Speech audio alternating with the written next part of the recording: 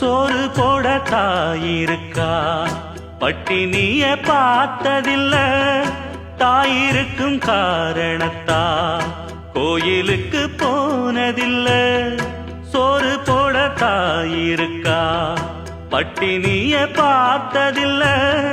தாயிருக்கும் காரணத்தா கோயிலுக்கு போனதில்ல. தாயடிச்சு வலிச்சதில்ல, இருந்தும் நான் அழுவேன். நான் அழுக தாங்கிடுமா, உடனே தாயழுவா. ஆக மொத்தம் தாய் மனசு போல் நடக்கும் பிள்ளதா வாழ